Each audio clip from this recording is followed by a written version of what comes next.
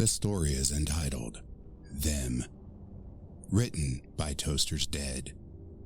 You can find the text version of this story in the description of this video. I would say that I have a good relationship with my family. We do everything that every other family might do.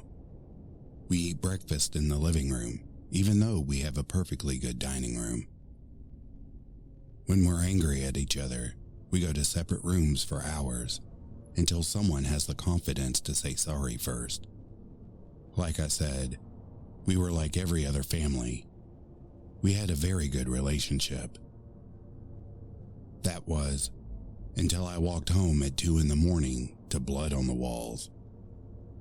Their bodies still seated in the living room, dinner cold and untouched in front of them.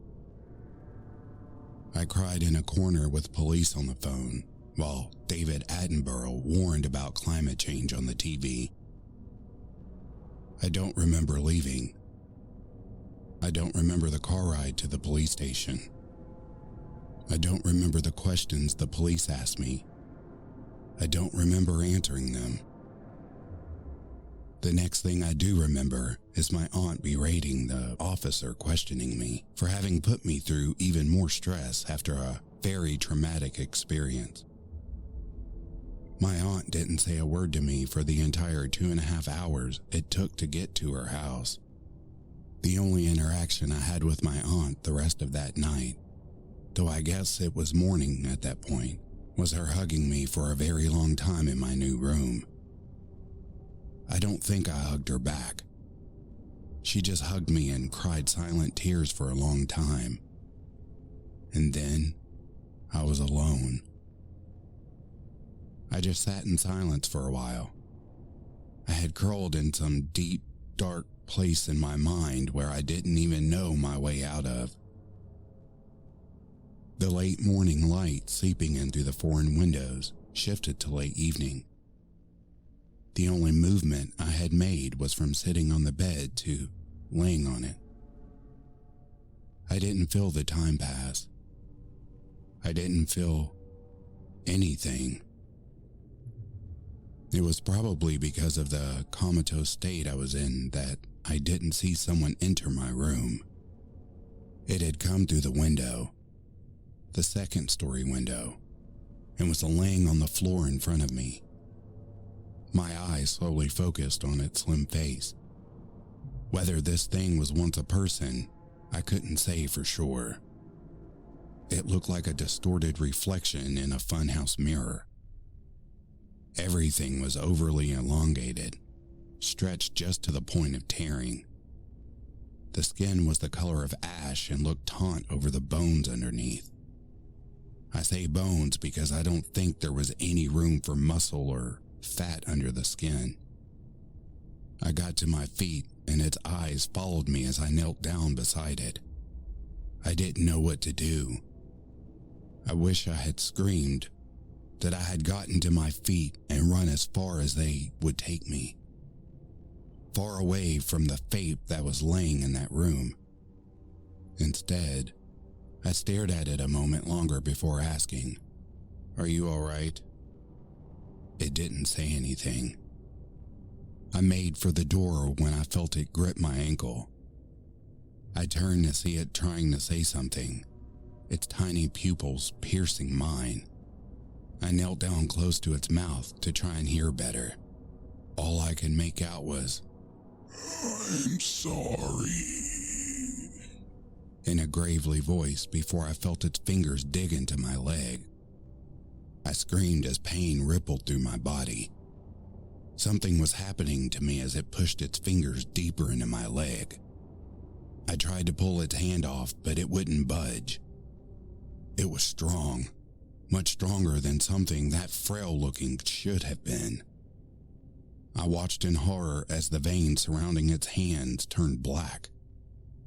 My entire body felt like it was on fire, and the only thing I could hear over my own screams was the mumbles of its gravely voice. It was my aunt that called the police. She had been watching TV downstairs when she heard me screaming. When she came to my room, She found me passed out on the floor with the corpse of the thing laying next to me, its fingers still stuck in my leg. She dragged me out of the room while I was still unconscious. The cop that had been posted outside for the night came inside to stay with us until their backup arrived. I didn't know how the police reacted to the body, but when I woke up, it was already in the news that the person who killed my family had been caught sneaking into my room to finish the job. For the next week, I was everyone's best friend at school. People I hadn't even met were talking with the reporters about how traumatized I was, how I had talked to them about what I went through. I couldn't care less. I didn't talk to anyone except my aunt for the next 2 months. The weird shit with my body started happening around that time as well. At first, I had just grown a bit taller, which at the moment was great, but it didn't stop there. 2 inches turned to 4 in the span of 3 weeks. I started dropping weight another month in. In just 4 months, I had lost 35 pounds and had grown 2 feet. My aunt was concerned, but I told her I was just working out more. She started to make more of a fuss about it until I told her it helped with the grief. After that, I didn't hear another word. After 6 months, my skin started changing color. I was already closing in on 7 feet and had lost 80 pounds. My skin started taking on more of the tone of the thing. It was then that I knew exactly what was happening to me. I spent more time in my room after that. I didn't come out until my aunt went to bed. I didn't want her to see what was happening to me. When it all stopped, I couldn't recognize myself. I looked just like the thing that had done this to me. The cravings began not too long after. I searched the internet to find a way to stop this from continuing, now that I saw how it was going to end. I was only able to find one site. It was a blog of some random person that seemed to be going through the same thing I was. The blog stopped updating 3 years ago, and the final updates weren't pleasant. After reading that, I looked around a bit more. There were several sites that talked about something similar to what was happening, but none about how to stop it. It was getting to the point where regular food wasn't working anymore. I knew deep down what I had to do, but I tried to postpone it as long as I could. I only went out at night. I stayed on empty side streets. One night, I saw 2 men harassing a random girl trying to go home. I followed them. I stayed far enough behind them that they wouldn't see me, but close enough to hear everything being said. I waited until one of them dared to grab her by the arm, and that's when I snapped. The girl screamed immediately and ran. The men weren't as lucky. The one I got to first was smeared against the adjacent wall before the other had turned his head. I looked down upon the second man. He raised a trembling hand to his now bloody face. I watched the man slowly realize what happened to his friend and what was going to happen to him. My eyes met his. He opened his mouth to scream, and with one swift motion, his jaw was on the floor. Silence.